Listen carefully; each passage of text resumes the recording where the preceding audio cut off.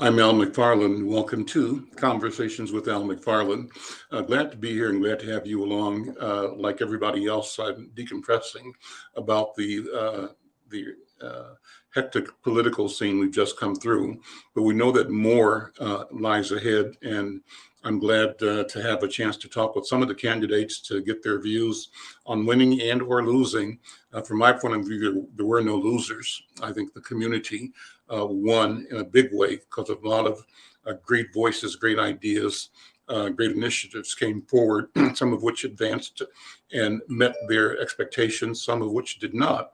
But they set in mind or set in place a new set of expectations and challenges that I think all of us have to own and take responsible for shaping, shifting, and at the end of the day, creating this community that we can be proud of, that serves us, supports us.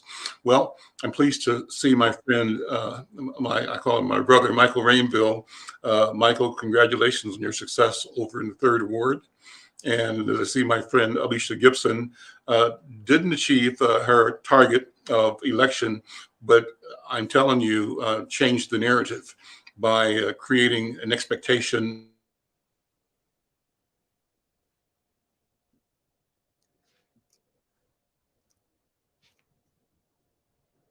Uh-oh, I think we lost him. So Alicia, what's your number I can call you at? 61221. Oh, is this live? Michael, I'll text it to you. Yeah, text me. I was about to I was going to say, Michael, you were on my mind. I am so sorry that I haven't reached out to you yet. To you, No. Congratulations. I am so thrilled that you made it. You know, you're such a really genuine, kind, wise voice. And so I'm just really grateful that, you're going to be in leadership in our city. Well, you're the last chapter is written on your public service. So we'll talk about that offline. That's why I do want to talk to you. Oh, great. Thank you. And then I'm trying to think of the woman. I met her at Tom Hoax. She's helping you. She's with the United Nations. Oh, yeah. Yeah. Hi, there's Al. Welcome back, Al. Thank you. I got kicked out, but it's okay. And I was saying, Dee, thank you for being here and explaining that Dee has been a partner, a wonderful collaborator with Hawthorne and Youth Coordinating and the North Side Urban Coalition. So, but you guys, this is informal. This is conversation between us and among us. And I interrupted you, Alicia and Michael. Go ahead. Oh, Al, what you missed, what you jumped off was that I almost started giving my phone number to Michael. That's how informal we're taking it. Well, then I realized, wait a second, we're live. That's right. Well, you can do it in the chat, Yeah, exactly. So let's do this. I'm going to go with you first, Alicia. Talk about your campaign. Look in retrospective, what were you trying to do? What did you do? And what was the outcome? And what does it mean to you as a resident, as an activist, and as I'm sure, candidate for the future as well? Well, your elders tell you that there's a lot to learn in disappointment and when you don't win something, right? And that was one of the things that I thought about after the outcome of a few weeks ago, was in some ways how grateful I am to learn some things about myself and about what our campaign really, what we were trying to do. Because you always think, I'm not running for myself, right? I'm running for the community. But do you really know that until you lose? Because it's in the loss where you realize, am I taking this personal? Is this am I internalizing this as a reflection on who I am? Or is it about something else, right? And so I have to say, people were really worried about me, which is so lovely. And I'm so grateful for their concern. But I really feel more invigorated today than I did the day that I announced, because this really has been about my neighborhood, my ward, my city, our children, our future, and not about Alicia Gibson. And so, I'm doing fine. And the things that I learned, that when you really are centered on community, you're always going to win. And, when I looked back, it was kind of stunning to look back on this campaign because I am a total political outsider. I've never worked for somebody else's campaign, which is typically how most people come up in politics. I've been an intellectual. I have been a neighborhood organizer, and that's the two things. I have not been really a political insider at all. And so for us to have come in second in a race where over $200,000 were raised to elect somebody that would be, on one side of a police issue, and we came, as well as we did, that just makes me really proud. But more than that, I said, let's let the campaign be about community, right? So even if whatever the outcome is, we produce something. And I looked back on it. We hosted a lot of community conversations that are still up on my website right now. I'm trying to figure out what we want to do with that. So I think there were like 4 or 5 specific, learning about other leaders in our community. I launched a Children's Day festival to bring in some Japanese traditions and focus on children and families in our ward. And I'm going to continue to do that. That was such a fun, lovely event. I appeared on this show many times and got in conversation with people. We hosted a party in every single neighborhood so that neighbors could come together and listen to music and talk about politics in a very joyful way.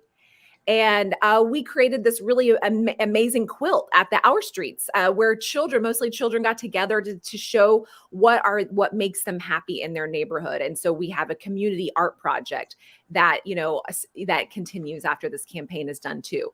So those are some of the tangible things that we did. And then I realized that a lot of the things that have been going on in my life, from my days at American University to now, and this kind of goes back to Michael, the question you were asking about somebody that you met at one of our events. He was asking about a woman who works with the UN. And right now, for some reason, her name is just escaping me because we're having this conversation, but she's in my phone and we've become friends too. But she's a peace builder and she works at the international level and she lives in this ward. And I realized that this is all about peace building and being peacemaker. And it was a really a gift to be able to see for myself what the through line is in my own mission here in this, space and time. And so that will continue. And I think of it as a mission for peace building and as a mission for accountability. And that is not done yet. And so I will still be around, however form that takes. If there's an opportunity to run again and do something that I think is positive, I'll take it, because I actually enjoyed myself. I got to meet people, care about them, create connections. I got to use my mind in so many different ways. This was completely a campaign mostly built by me and my campaign manager. I built my whole website, did most of my social media, and that was invigorating and exciting. So that's where I'm at right now. What were the numbers, Alicia? How did it shape out in your ward? Yeah, so we were right at just, I think 39%, just right around 40% of the ward. I was on over 5,000 ballots, that people had put me first, second, or third. And the person who came out first was, I think, 50.5 or 51%, something like that, just a little over that 50% threshold. So that's how the numbers shaked out. And I think when we get like financial records, I'm probably going to be at about a third of the winning candidates' total expenditures. So that says a lot too. I love your story, Lisa. Talk about you again, not Lisa, Alicia. I love your story and the fact that you talked about your Japanese heritage. Tell me about that again. Just update us. Yeah. And, I've been thinking about that a little bit too, because I feel like the Daruma doll, which I don't know if you guys know the Daruma dolls, but they're kind of like that, the doll that kind of pops down and gets knocked down and pops back up again. It's a Japanese tradition where you, at New Year's, or when you're starting a project, you're starting a goal, you put in one eye. And then the idea is that you get knocked over, you pop back up, you get knocked over, you come back up. And when you achieve your goal, you fill in the other doll. So the other eye. So that's actually been on my mind, is how I feel right now. Yes, my grandmother was a Japanese immigrant in the 50s and moved to Oklahoma which was not a great place to be moving to as a Japanese immigrant, especially not in a major city. And he really experienced a lot of hardship, even from people in my own family, which is a very painful, experience, very painful thing. But she was really indefatigable. She was a fighter spirit, and she and I were very, very, very close. Hard for me still to talk about her without crying. She died almost 2 years ago to the week. Hmm. I went to visit her because it was my birthday, and the one thing I wanted to do was see my grandma. And I arrived, and she said, "Alicia, you found me." And then she started to die. And so Wow. she was waiting for me to be there. So that is a relationship that's very close to my heart. Sure. So she met my grandpa, and I didn't know this until I was an adult, but they argued about the atomic bomb Hmm. as part of their courtship. He was a GI. He was an American soldier living in Tokyo, and she was an operator because she spoke like 5 different languages. Mhm. And they never talked about it to me. But that conflict is a part of my family origin, Mhm. and also reconciliation. And really, they never agreed about the atomic bombing, but Sure. they didn't necessarily need to agree to love each other. Mhm. And that, I think, is, a really important story for all of us, especially now after a campaign, that hard fought on a lot of different sides. You do not have to agree with each other to care about each other. You do not have to agree with each other to want to do the best thing for the other people that are in our community. Um, Gibson is English. Is Gibson your is Scottish, Scottish? but my father's family is, itinerant white people, in America. I have a real Mhm. hodgepodge. We believe that there's Native American, in there too, but he doesn't know his roots. He doesn't know, they were people that never owned anything. They were cotton farmers. Eventually in Oklahoma, left Tennessee as very itinerant, impoverished people, in a Model T that had 11 people crammed in there. Hmm. And Well, so that's my father's story. And he's a social worker, and so he's a peace builder. And I've learned a lot from him. Also, that's part of my story. Um, so yeah, those are some of my personal, when I went to college, peace and conflict resolution study was the major that I wanted to pursue. And I lived in South Africa, that was the 90s. And so the end of apartheid was what was happening. There was also a lot of genocide occurring across the world because of the kind of shifts in the geopolitical fall of the Soviet Union in many ways. And so Rwanda had happened. There had been genocides in Somalia as well, and many different places. And so that was kind of the moment. I would say now, if you go to college, the moment is kind of Black Lives Matter. In mhm. that moment, it was really about the genocide and Apartheid. apartheid. Mhm. And so that was what I threw myself into to really understand how that impacts people, and how communities recover, right? The resiliency of community and the human spirit. And that's another thing I've been thinking about, because obviously we're all very disappointed about the outcome in Kenosha Mhm. recently, piling on of all of these really enraging instances of injustice, especially, towards racialized injustice towards African American and Black people. And you hear some phrases like "burn it down." People get so mad, "Burn it down." Even myself, I've been so upset to say something like that. Mhm. But I know what that means. I've seen the pictures of places where that rage gets out of control and people take to the streets and burn it down. And that isn't where we want to be. Right. And so that is the peace builder part, the institution builder part of me. And what I feel that I am on a mission here to do and to say is, how do we channel this rage in ways that do not turn upon ourselves and the other people that we care about? Do Uh, you keep connected to the Japanese part of your family? Do you have yeah, relationships? yeah. How does it how do you do that? How does it happen? How does it look? It's a little bit harder now that my grandmother is gone, Mhm. because she was always kind of the obvious connector. Was she Uh, here or in Tokyo? she lived in Oklahoma. Oklahoma. Okay. Okay. Yeah, she lived in Oklahoma. She spoke on the phone with her sister almost every day. Mhm. I heard all the stories. They heard all my stories.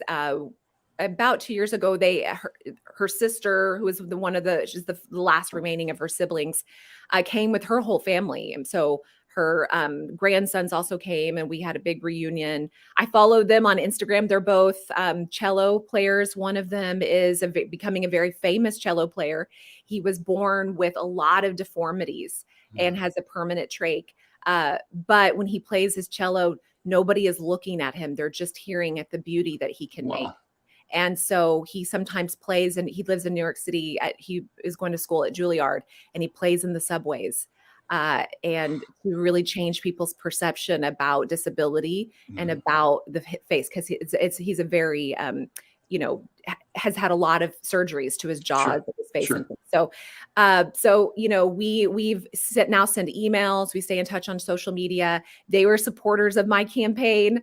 Very, very proud to say, sent in their small donations, and we hope to go back and take the children to Japan. But I've lived in Japan because I've studied there, and so I Mhm. would stay with my family while I was there and speak my broken Japanese, our half Japanese, half English conversations, Mhm. which is where I learned about my grandmother. Arguing with my grandpa about the atomic bombings, actually in Japanese, that they were telling me that. So, that's how I maintain those connections right now. Yeah.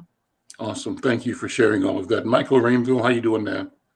Good, brother Al. So good to see you, and thank you for inviting me on your show again. Well, it's always good to see you. And I was smiling at your victory. You won.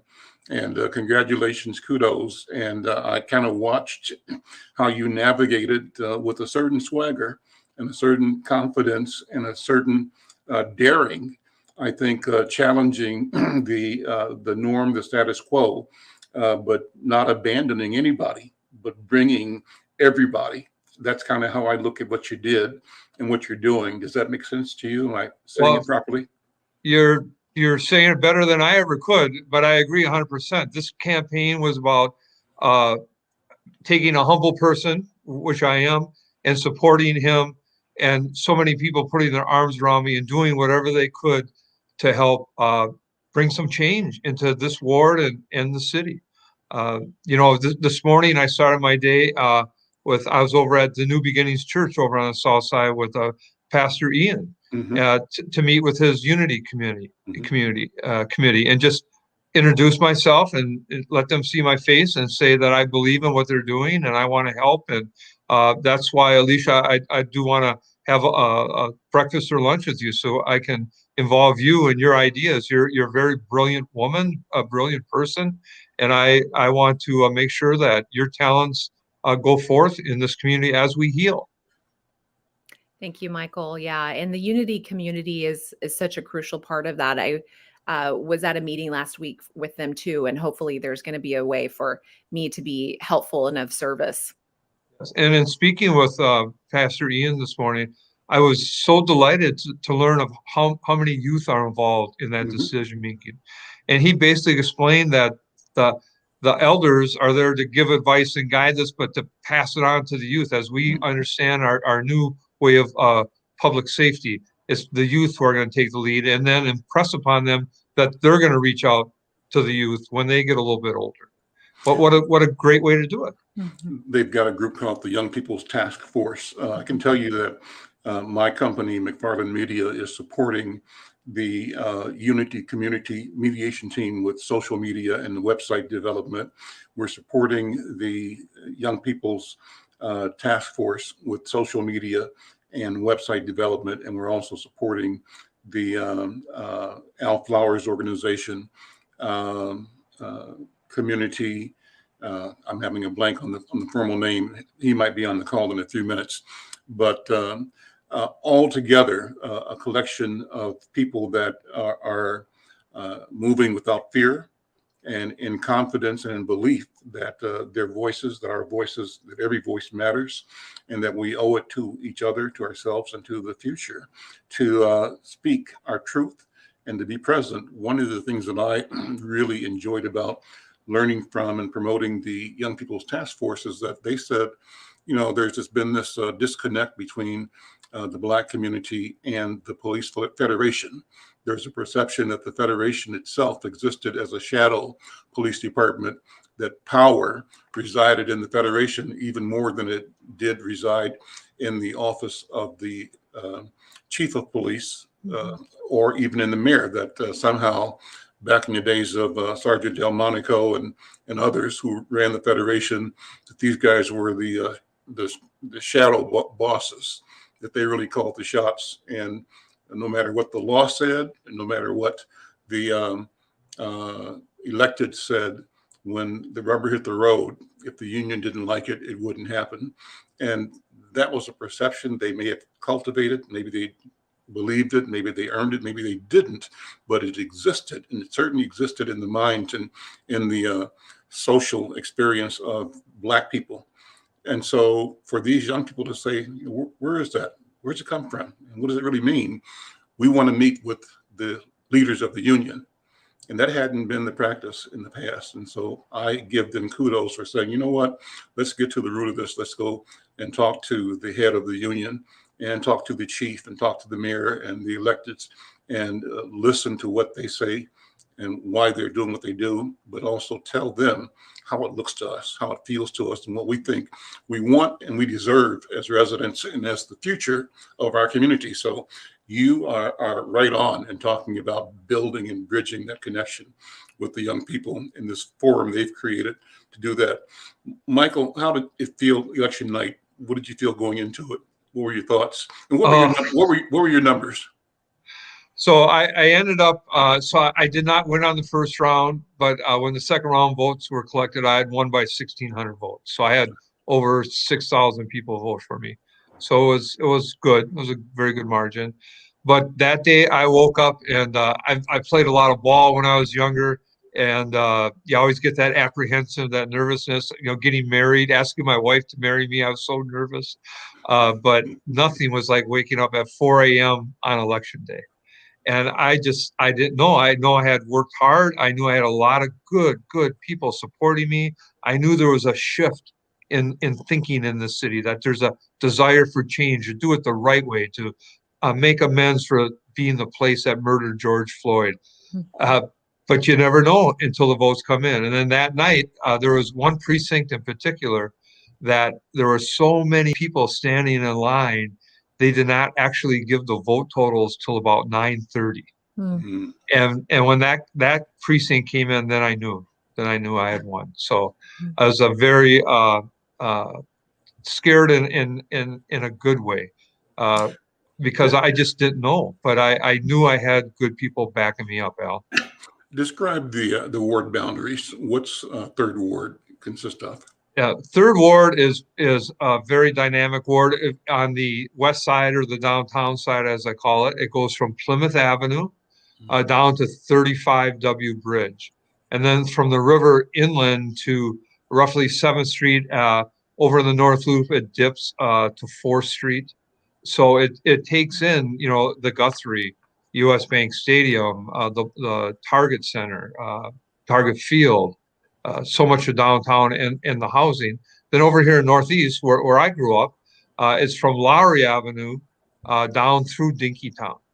Mm-hmm. And then it goes, it really weaves and bobs as, you know, the census dictates how many people are included in a ward.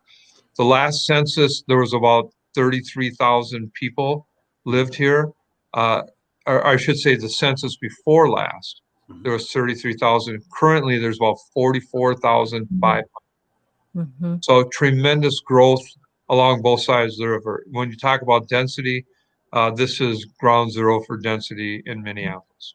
So you're looking at some major shifts when it comes to the reapportionment of districts. How does that look to you right now?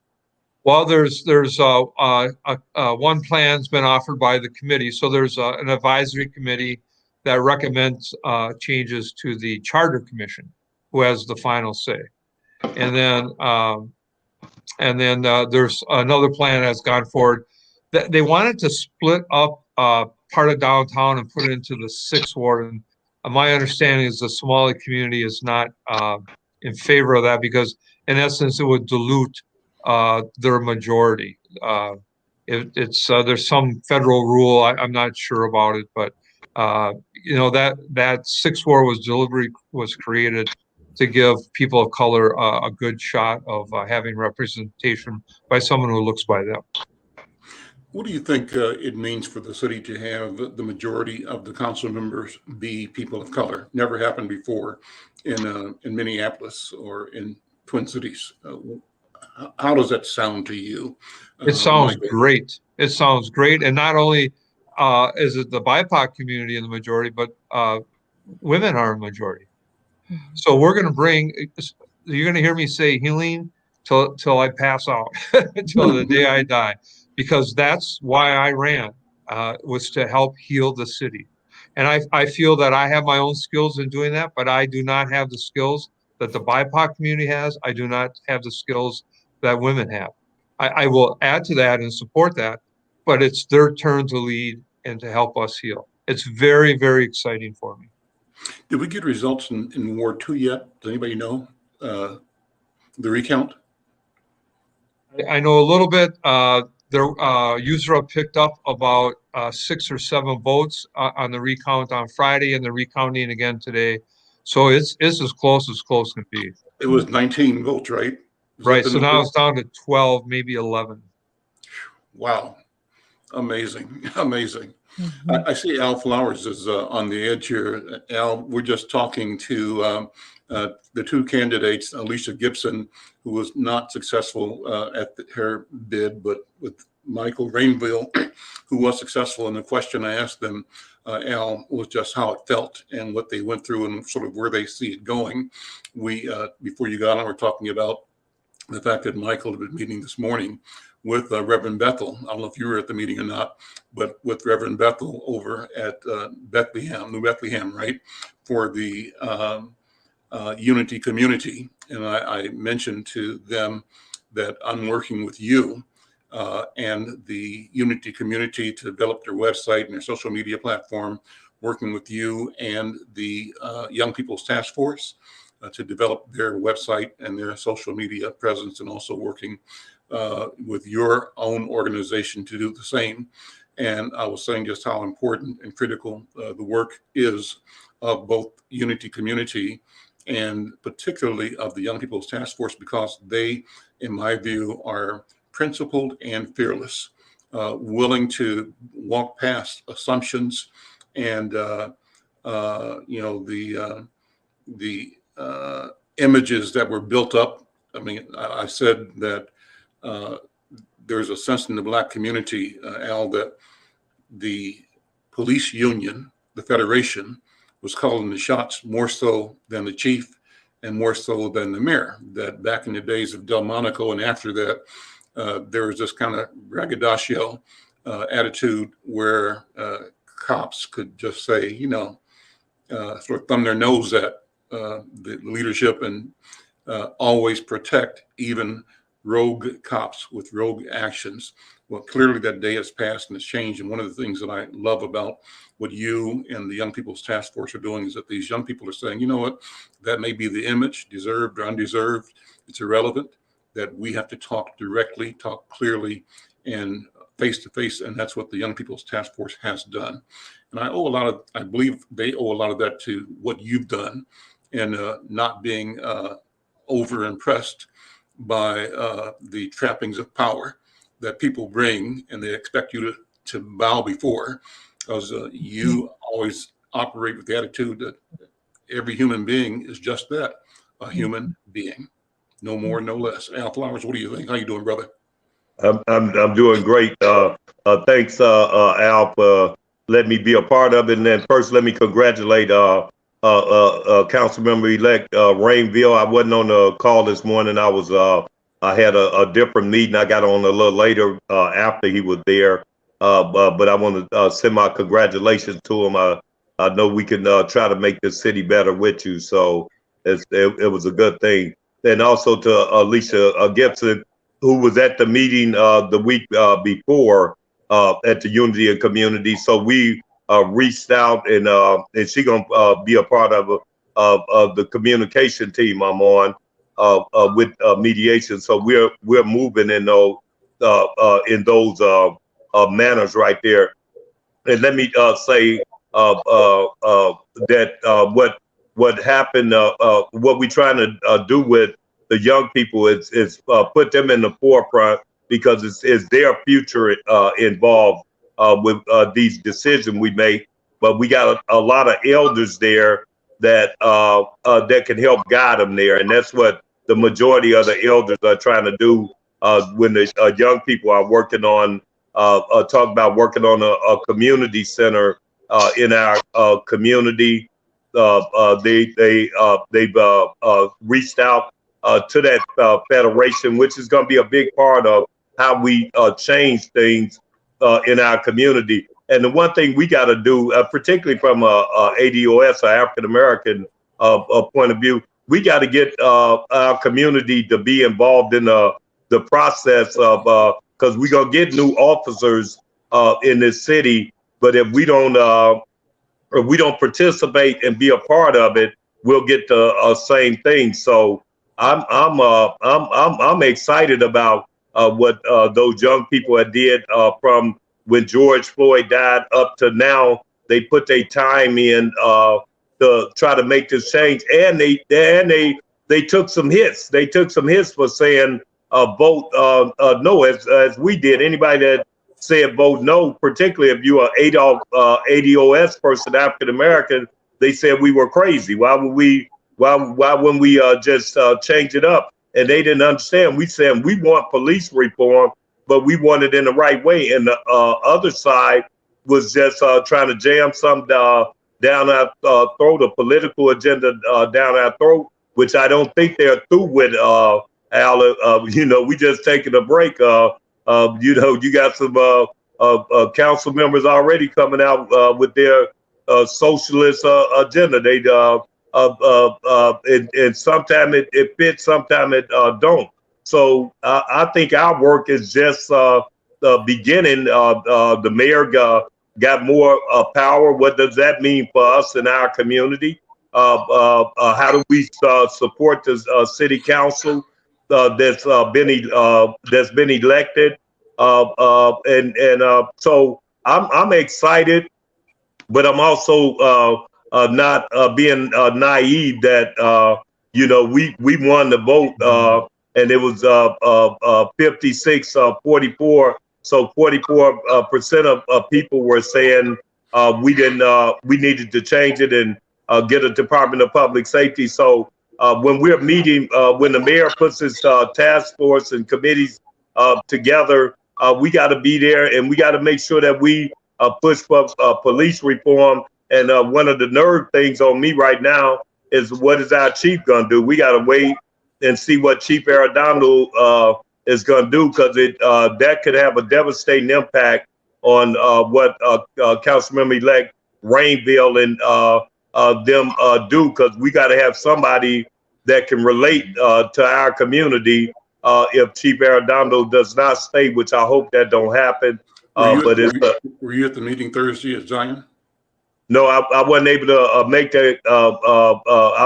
I had a meeting about Minnesota Safe Street, and so it was at the same time. But I've talked to the chief, and he said we gotta wait. I sent him a note saying he's one of the few that can finish this and get it done. Because I get as being over a 30-year resident, that just like I know Michael have yourself being over a 30-year resident.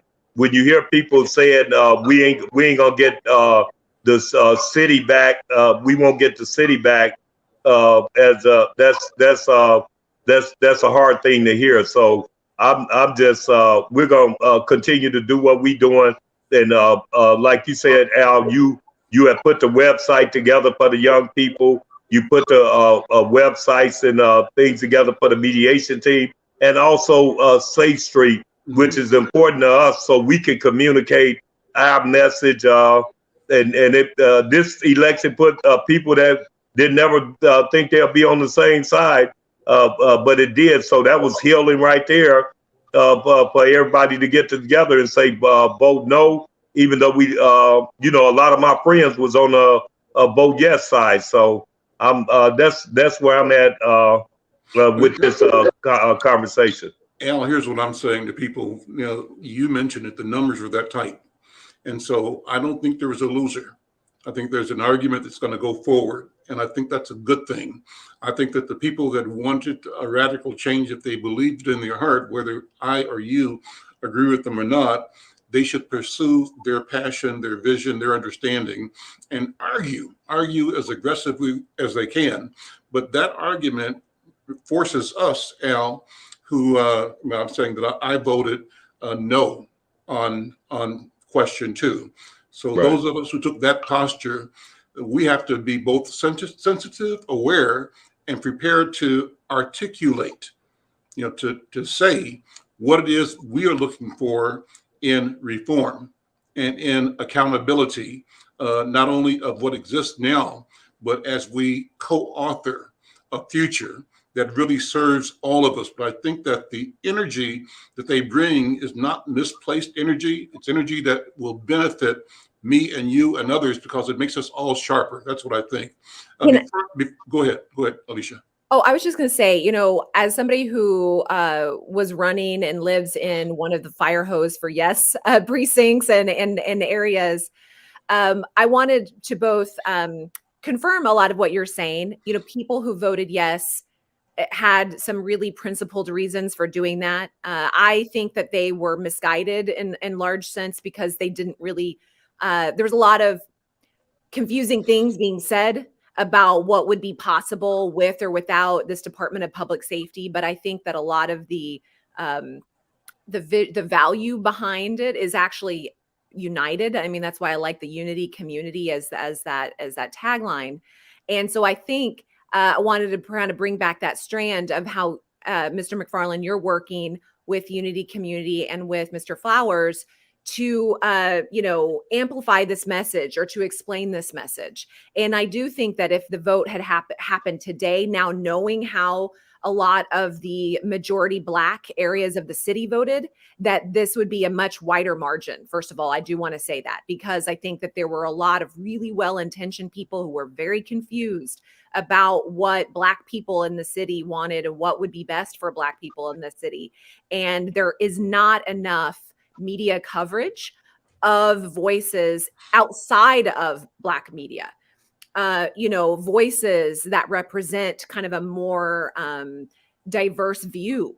And so I think that as we're moving forward, and we're talking about social media presence for something like the Unity Community and the Youth Task Force, we've got to take it seriously, and we need to be more present in the social media space so that young people in parts of the city who are not connected to African-American multi-generational culture have a more broad understanding of the conversations that are happening inside of African-American and Black community, not just among young people, but among the what I call the multi-generational conversation, multi-generational culture. And so that work is very important. And I really hope that a lot of energy is put behind that moving forward. Al, Al, I just want to piggyback on Alicia. We got to understand, because you said something that was critically important of what people are coming to me now and saying, okay, now what you gonna do? Particularly African American leaders, because the majority said no, don't do this, from the Sharon Sales buildings, from the elders to young people, like on this task force what we have. And so now they look at, and that's why something has to happen for those young people, not more for our elders or for us. It's got to happen for those young people that knew better than to say that we didn't need law enforcement when we had over up to year to date 355 carjacking. year to date, 80 some murders, and the majority of them look like us. The up to date 20,000 shots fired in Minneapolis. 20,000 shots fired in Minneapolis. And we're saying that we didn't. About 15 minutes. Yeah, we're saying that we don't that we need to keep the police, and then how down the law enforcement is right now. They ain't got enough police to even cover a Cub Food lot, Al, which is right down the street from you, where, from the Garvey house, where they up there spinning and burning rubbers and tires, and finally they got over there and blocked it off, said they couldn't do it Saturday. But those are the things happening while we trying to do police reform. That's why I'm glad you working with us on police reform, but we're also talking about economics. To Councilmember-elect Rainville, we're talking about economics. We're talking about public safety with Minnesota Safe Street, and I look forward to you seeing some of this stuff we're doing on paper. But Al, you hit it on the head. They're asking people like myself and you. Okay, now y'all said don't vote yes. Now what's your? Now we was asking them for a plan. Now they saying where your plan at? Let me say this, and I'm going to bring Tegan in a minute. This to you, Al, and to Alicia and Michael Rainville. I wrote, I think, after the election, that this reminded me of an era in the late or early 70s when people, Michael, that you know, John Darris, Dick Miller, Lou DeMars, was it Tennyson? What was Tennyson's first name? Bob Tennyson. Bob Tennyson, and Casserly, what was his first name? Do you remember? But that group came out of Ascension De La Salle High School. They called them the De La Salle Mafia, and they presided over the exponential transfiguration of the city of Minneapolis. These were young people, young guys that were groomed, right? Elders in the community, people like Dr. John Seltrid, I think, people like Jim Rice, others that your predecessors, the Rainville family, were grooming these young voices and young people to emerge, and they transformed our city. That's when the IDS and tax increment financing meant this massive development in North Minneapolis. It also was predecessor to things happening in community, the federal government's support of community development block grants, out of which organizations like Hawthorne Neighborhood and others emerged. So all this stuff happened. I'm telling you, my sense is we're at the same place again right now. And Michael Rainville, you're at the table. You're at bat, right? And the group that you represent coming into city council right now, along with the mayor, represent a pivotal opportunity and change for reimagining what life will be and can be in Minneapolis. The same is happening in St. Paul as well. Let me throw that out there as an idea. Think about it. I want you to respond to it, Michael. But Tegan, so good to see you as well. I was asking Alicia and Michael to talk about their campaign. Give me your debriefing on your campaign. You know what? I'm literally, I was invited, so I'm here just to listen, and I'm not ready to speak on it yet. Got you. Well, I'm glad you're here. And you know what I want to do is keep this conversation going. I want to bring into it. My goal is to bring Central Neighborhood, Powderhorn Neighborhood, the Phillips Neighborhood, Corcoran, Hawthorne as a partner here, but also Jordan, near North, Woodard, Homewood, all of our neighborhood organizations into a conversation, because I think that somehow we got to figure out that as a neighborhood city hall for neighborhoods to support the work of what happens downtown at City Hall. But how do we give power and resources to the neighborhood block club organizations? I think that they're at a point now where they are at risk of losing because the revenue isn't there. But given the massive change of trying to restart the economy, there ought to be a way to present resources to grow organizations like Hawthorne Neighborhood, staff them, researchers, internships, things that can make the neighborhoods both functional and support and become a viable pipeline for supporting the work and directing city council members. That's what I think. Michael, what do you think about that? Well, I think a lot about that. And I think you're absolutely right, because for 35 years until I ran for office, where I resigned, I served on the neighborhood board of my neighborhood, the St. Anthony West neighborhood. And I saw those good ideas year after year after year come through. And when they were supported financially and we could communicate with the neighborhood and, print up the flyers and put them in the doors, buy a little ice cream for Dickman Park. There's such power in that local decision making, and we have to get back to that. When I knocked on doors for the last 10 months, that's people want to have their voice. People are engaged, and especially the younger people. They want to help shape their community, Al. So you are spot on in that. We need to support those neighborhood groups at a much higher level. The other thing that Flowers brought up was the whole question of the economics of fueling.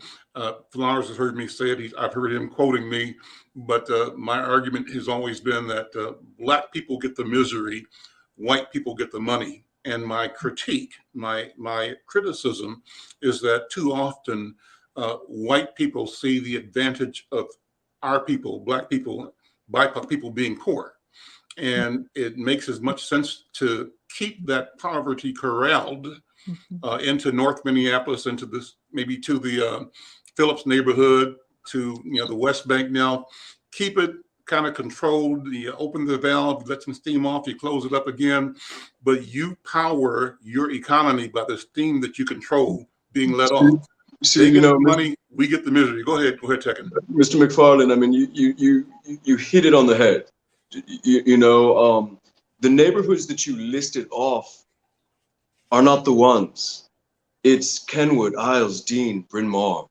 It's the neighborhoods over south, east, and southwest that we've got to bring to the table in order to help them understand that our communities are legitimate. That's the problem that I had in the 7th Ward.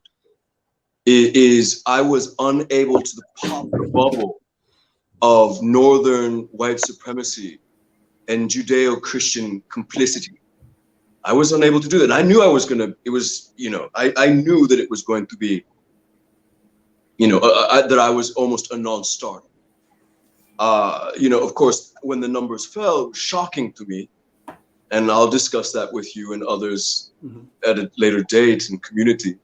But the problems here is that what I saw is that those neighborhoods that you did not mention are just fine with our misery. If there had not been a global uprising, there would have been no discussion for, vote no or vote yes or any of it, because the people that I would have been representing were fine with the way things were. And so I had a good friend of mine who said to me, he's like, I'm really happy that you didn't. And I was like, okay, tell me about that. He's like, well, I feel that, Tekken, you would have shaved years off of your life carrying the burden of people's complacency. And I was like, yo, I can't even refute that, because that's so true. I mean, that's what was so difficult for me to get on my bike every day and go out into the far reaches of Ward 7 to knock on doors and do all of this by myself, was that, I was struggling all throughout that campaign under the burden of complicity and complacency. And the way that it was effortlessly and kind of in a way joyously thrown in my face. And so the problem here is not our communities. It's those other communities that want to stop us from being able to exist in this city as comfortably as everyone else. It's actually quite shocking that we are right now still struggling to get out of these red lines that were set for us, 80, 90, 100 years ago, 110. Diana, jump in. I agree with you, Tech. And I just want to piggyback on something that you said with regards to the neighborhoods. I just want to say that I'm proud to say I'm the executive director for Hawthorne, because we have reached out to other neighborhoods over South, other near North places, and we have started to work with these people. So you're absolutely right. And you're right too, Al. We have to get our youth, we have to give them the right tools to carry out this plan. And us as the elders have to guide them. Because if we don't, it's not going to work. So I'm just saying, neighborhoods, especially in this pandemic, neighborhoods have to reach out to one another and start working together if they really want it to work. We can't let the city defeat us. Go ahead, Michael. Michael. So, Tegan, I hear you loud and clear, but I want to give you a little bit of hope. So as I door knocked and have my meet and greets in the very wealthy part of the Third Ward, I'm talking around by the Guthrie, and then over northeast here along the riverfront. My feet were held to the fire by the voters. They said they would not support me unless I was stronger on social justice, and that what was I going to do to help the less fortunate sisters and brothers in our city. And that was very heartwarming for me. I wish you could have been with me and heard their concerns. And I really began to realize how, so Lewis King, how important he is in his work with Summit Academy. And just the whole concept that the best crime fighting solution is a good job. I mean, that's a heck of a way to get people to develop ownership. I have a neighbor, JD Pride. He's got a small construction company. JD pays his workers very, very well. And over time, as they come over his house, I see how the cars become better. They say, Michael, I bought a house. The people in the Third Ward, I can speak for them. They understand your concerns, and they want social justice, economic justice, and I will work for that. Hey, Al, Alicia, Alicia, go ahead, Alicia. Yeah, I just wanted to say a couple of things. I mean, I think, from my experience of door knocking and talking with people here in Ward 10, I think we can add Whittier as a place where there are high concentrations of poverty in this particular part of the city. And what was interesting is that when I was door knocking there, I did not meet a single African-American who wanted to dismantle the police. They wanted accountability and they wanted reform. The interesting thing too is that when I would talk to them, there was a lot of, I don't think the word is cynicism, but kind of like, well, one gentleman said to me, I don't think we're going to solve racism in my lifetime, but what you can work on as my council member is economic inclusion, right? You can work on that.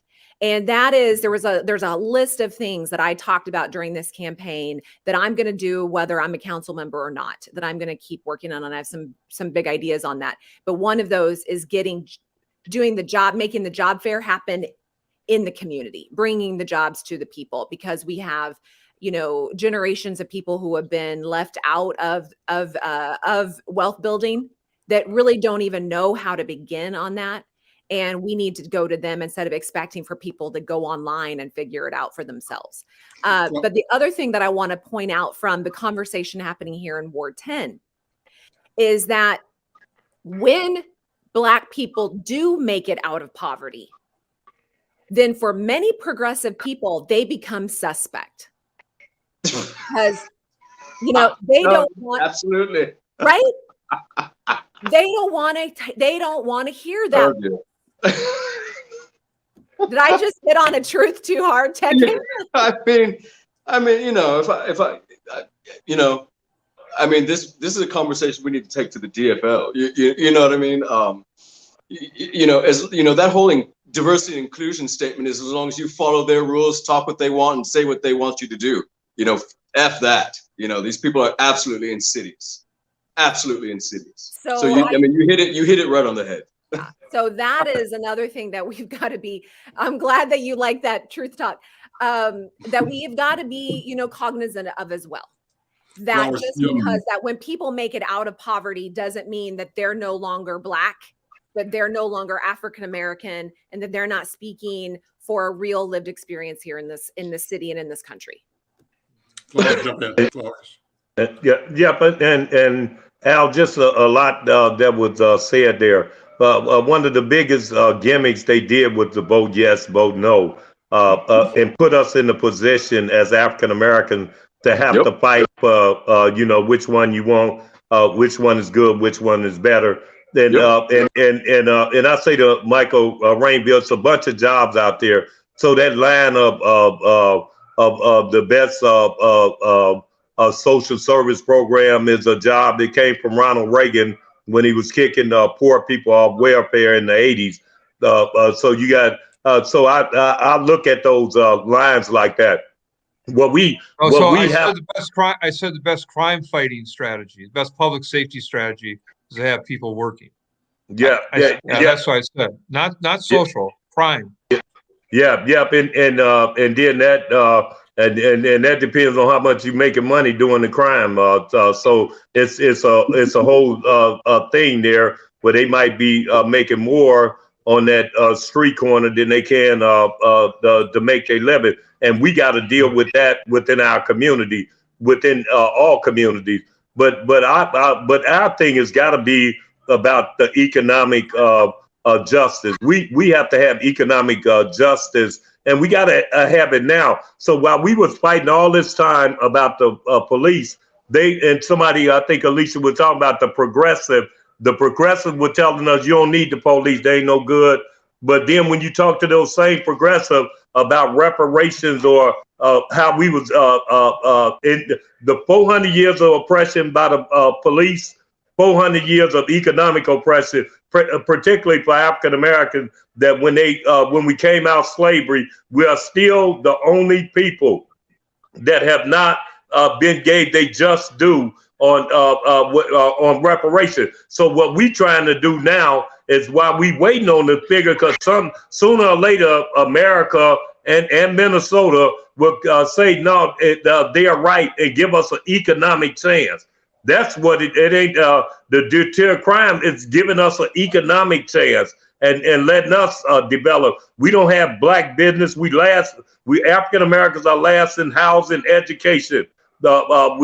Everything we last in, but we first in public safety with this violence happening to us. So what it is that it's so many people that's split up. Just let's do the right thing economically for for African American people. That everybody is everybody latch on to the African American when they trying to move their agenda. But when they move in their agenda, they don't never when they go into them rooms, nobody goes in there talking about us. They go in talking about their community, whether you're Somali, Latino, Hmong, nobody goes in talking about us. But when we go in, we're the most inclusive people. So that's what I would hope you take to this city council, not listening to one person, not a leader, not one leader that you're sitting in the boardroom with, that's been people been in there for 10, 20 years, and now they got the ideal of sitting in with community people, young people. That's how we are going to get out of it. That's how we're going to push. That's how we're going to push it. And it's going to take Al McFarlane and Insight News and these conversations, KMOJ, to speak up on our behalf, or they going to never get there. We're out of time. This has been a great conversation. Like I said, we're going to do this every week, Monday, reaching out to the neighborhood organizations in particular. The question of redistricting, important question. Want to have that as something we talk about, Michael. And I'd love to have this be something that both the contenders and the newly elected show up as often as they can to report out both questions, challenges, strategies, etc. Listen, thanks to all of you. Dee, did you want to say anything? Thank you for being here, Dee. Okay, great. Listen, we will see you all next time, next Monday. I'm Al McFarlane. This is Conversations